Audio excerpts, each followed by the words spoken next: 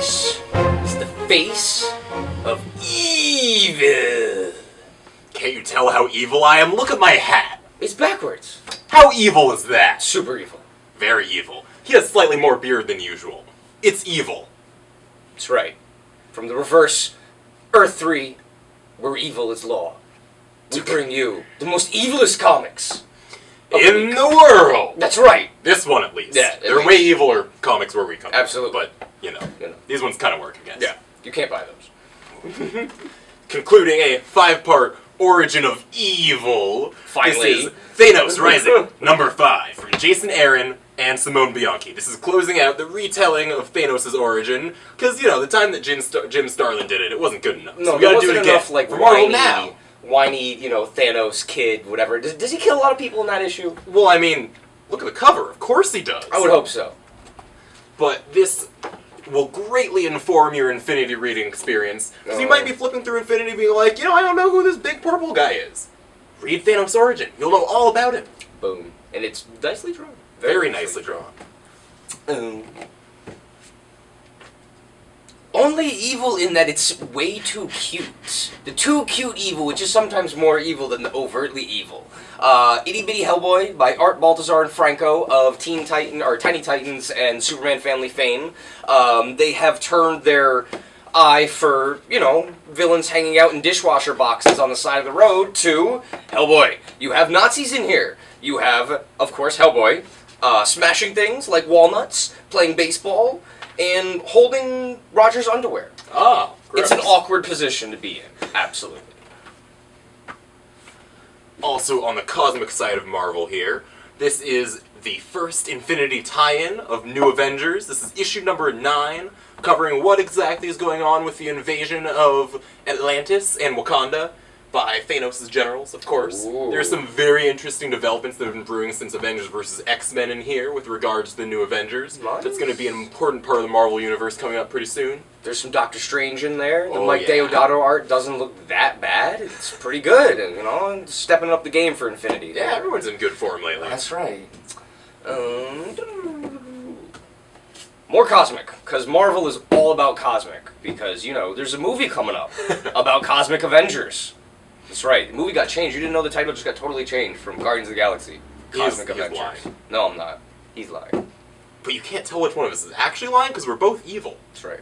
Anyway, Rocket Raccoon reprints the 1986, I want to say, maybe, series by Bill Mantlo and Mike Mignola, who, you know, I mean, he's Mike now. Mignola. Yeah, right. But this is nice old Mike Mignola where it's not super stencily. There is an extreme amount of small creatures with guns, which always makes for a good time. Scary clowns, Squirrels frogs, with guns, robo-clowns. squirrels, and That's a mole? a mole.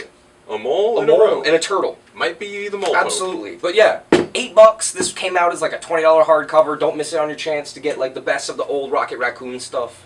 Very cool. And this week from Image, we have a long-delayed issue. This is the 3rd issue of Jonathan Hickman and Ryan Bodenheim's Secret. Last issue came out like 2 years ago, no, it was like a year ago. It wasn't that long. It was long enough that I've completely forgotten what it was It about. was around when Manhattan Projects came out. They were launched they side were by at the side. same time, and Manhattan John's like 14. Yeah. Yeah. A little over a year. This is it's a very cool espionage sort of story. It's dealing with the world of private security. The main character breaks his brother out of jail, or gets him out of jail around the 2nd issue, and they are part of a security firm that sets up security for large corporations. And it's Hickman dealing with stuff like the news or giant corporations in just a very, very Hickman-y way. Yeah, the much way that like it does. nightly news, like he did before. So, and also this week, straight from Black Mask, the new imprint that's been putting out some pretty badass comics, comes 12 Reasons to Die, number 1, back in stock, and number 2, which we never got because Diamond shorted us and we got screwed. But hey, look, it's back. You cannot keep a good Jim Mahfood cover down. It's true. Especially when there's a pimp on it. With a knife. Yeah, pimp with a knife. Pimp with a knife. We've also got back in Ballistic number 1 as well. This is totally weird, crazy sci-fi nonsense from this dude, Adam Mortimer, and Derek Robertson, who, of Adam course... Egypt Mortimer. Excuse me. and Derek Roberts did Transmet. But really, it's got a bong with a brain in here. I don't really need to say much more than that. And also, speaking of Jim Mahfood, this week does see the release of his Visual Funk art book, which is full of what you've come to expect from Jim Mahfood. Really, really, really funky traditional art, as well as some mixed media experimentation in there. He has lots of paintings on naked ladies, stuff like that, cars. It's very nice. It's the dream, You're like, wow, if you draw good enough and, you live the life. Living in LA. One day, you might be able to be Jim Mahfood. Maybe. Probably not. Probably not, though. I don't think I'm black enough. I don't know. And really sad from Marvel, the last issue of Journey into Mystery, KATHRYN, IMMONEN, VALERIO, SCHITI. It's super sad. This is like one of my favorite Marvel books. It's been kind of left over in the side. Nobody's been messing with it. It's just Lady Sif going crazy and Beta Ray Bill trying to keep her in check. And it doesn't. There's a lot of beating of large beings. Really which cool you come to expect going to. on. Lots of cool spaceship stuff. This book just had some serious heart, and the fact that it's gone is huge bummer. Is a huge bummer. But there'll be only 2 trades. This is the last issue. We've got most of the back issues. Give yourself a treat. It's fun. It's dumb. It's enjoyable. It's Lady Sif chopping things apart.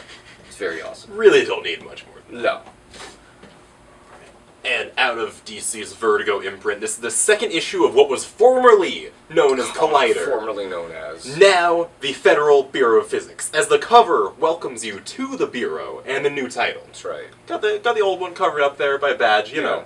They're clever like that. There was some weird rights issues, don't know. Yeah, something happened. The point is, it's more new, fun sci-fi from Vertigo. Super high energy art from Robbie Rodriguez. Really fun story. It's a lot like The Exterminators, Simon Oliver's last. I don't know if it was the last title, but it was a more recent one, yeah, which was awesome. It was very cool. And from Dark Horse this week, we have Star Wars Legacy number 6. No, normally we don't talk about Star Wars comics, but this is the first art featuring, or the first issue featuring art by Brian Thies, who is a local artist and has been working for Marvel some, and finally got his own break doing pencils, inks, and it looks really good. It's like kind of this keeps with the dark kind of noir-y thing that Gabriel Pardman's been doing, and he gets to draw Akbar people. Akbar people is totally cool. Spaceships. Star Wars Legacy is the one that takes place like a couple hundred or 1,000 years in the future from the Star Wars movies, so it's just totally kind of far-fetched, weird, cool Star Wars stuff. If you like more people in space chopping things out, right. Check it out. That's right. And yeah, definitely big congratulations to Brian. And why don't we close it out this... Oh, there's 2 more things here. Never mind. This is DC's Batman Incorporated special, taking over from where Batman Incorporated, the ongoing series, left off. This is just a few stories of what the members of Batman's army do when they're no longer needed. First stories by Chris Burnham, with some badass Batman of Japan. He wrote the Always issue number awesome. 11, I think it was, which was drawn by another dude, but they did a great Kirby-style Japanese Batman story. There's some Knight and Squire in here, which is always good. Hell, is that Batwing? No. No, it's Night Runner, French Night Batman. Runner, that's right, French Batman. And, of course, the most important member of the whole family, Bat-Cow. That's right, Bat-Cow. Bat-Cow will chase you down off the road. He will attack you, or she, I guess. I guess it's a she. Yes, Bat-Cow is a she. Bat is totally a she. But this is a badass cow, for sure. And finishing up, I cannot explain to you the power and the energy that exists within this book. O.M.A.C is literally going to pop out and punch you in the face, and all you're going to see are crackle, Kirby dots, and then you're going to pass out.